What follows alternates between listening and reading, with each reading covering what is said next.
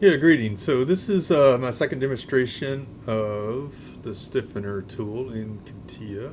So if you haven't seen the first one, I encourage you to go out and look at it.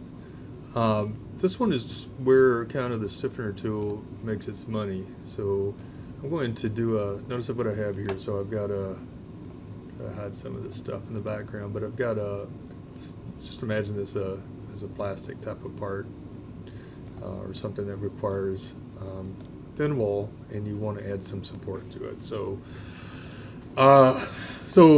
imagine I'm going to put a stiffener in. So I want to keep this one simple to begin with. So I want to create a sketch here to define my stiffener.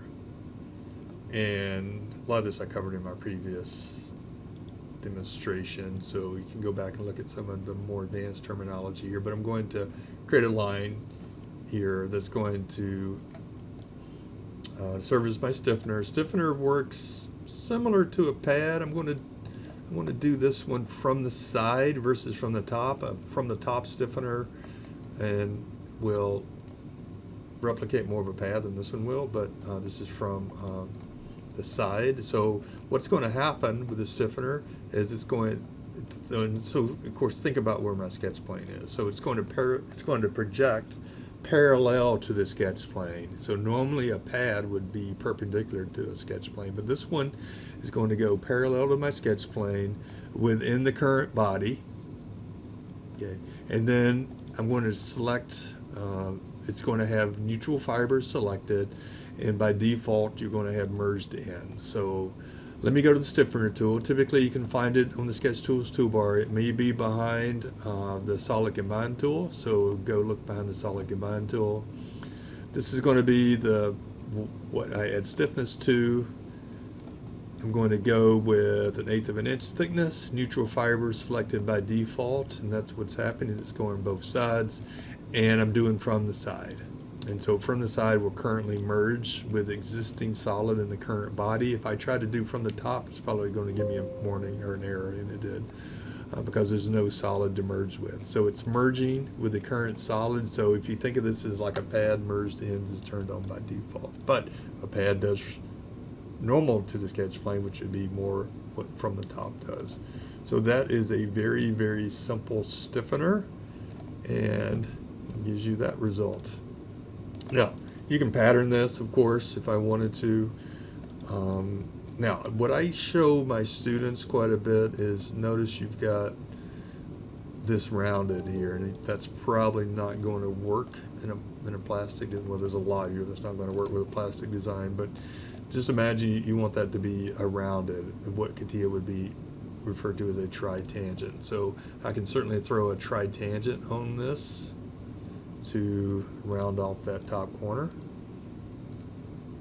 It's an easier one to work with, so I'm going to blow through that one really quick.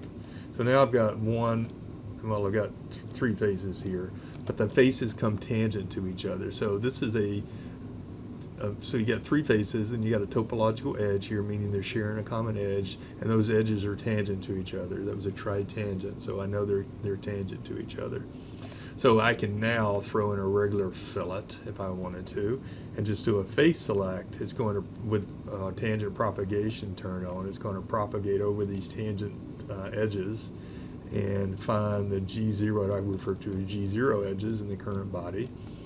Let me make this fillet quite a bit smaller, and that's going to smooth up what you have going around that area. Now, you can pattern this, so and of course I want to pattern these 2 together, so I want to select those 2, pre-select them, do a rotational pattern,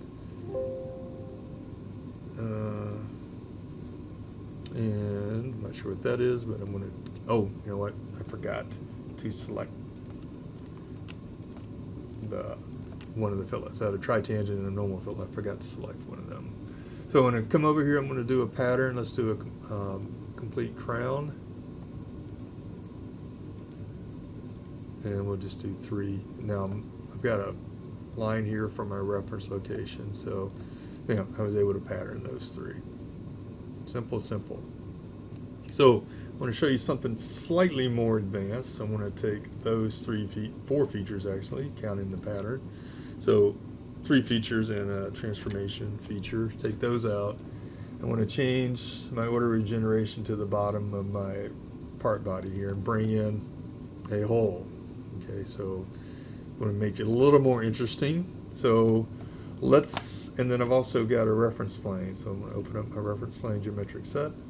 And I can't remember which one of these. No, yeah, that's it. Got lucky on the first shot. Let me hide that. So I've got a reference plane. Now that reference plane, and I'm going to demo how to create this for the sake of my students. Okay, so I've got a reference plane here. So that is going to be using the angle normal to plane sub option. So it's an angle to a reference plane, and it's going through a rotational axis. And that is why I created this line in advance. It's because I knew I was going to make it go through that. Now I could probably make it go through an axis system or a variety of other different things as well. So, but if I'm looking at this, notice it's got a 60-degree angle. And that looks about like 60. So I'm going to erase this and just recreate it again, primarily for the sake of my students, because I'm doing this for video for them primarily. Make that my current working location. So I like to use geometric sets for non-solid features. In this case, a reference plane is a reference element, and I like to put them in their own geometric set. So I'm going to go to my reference plane tool, and when it's select angle normal to plane is the sub option. Then I've got a rotational axis, which is going to be there.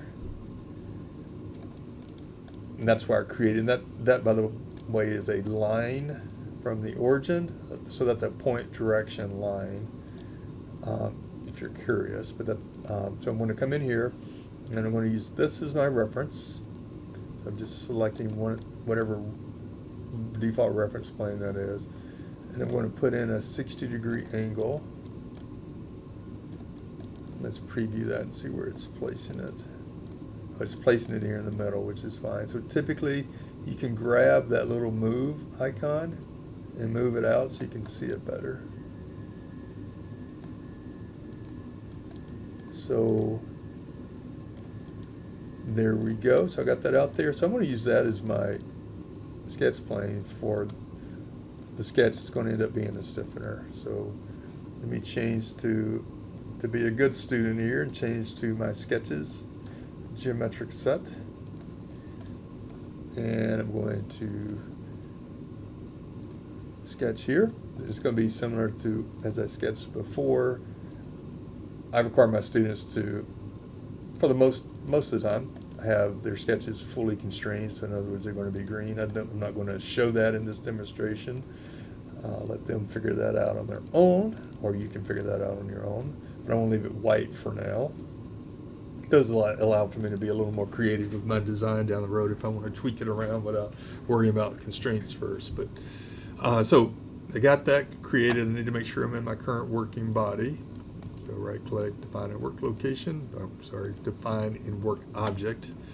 And so I'm going to come over here, select the stiffener tool, select here. This is going to be from the side, so it's going to project parallel to my sketch plane.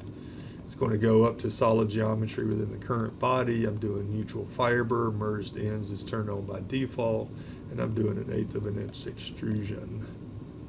Just like I did with the previous example, except now I'm on a different reference plane. And as before, I can throw in some fillets, such as Tritangent.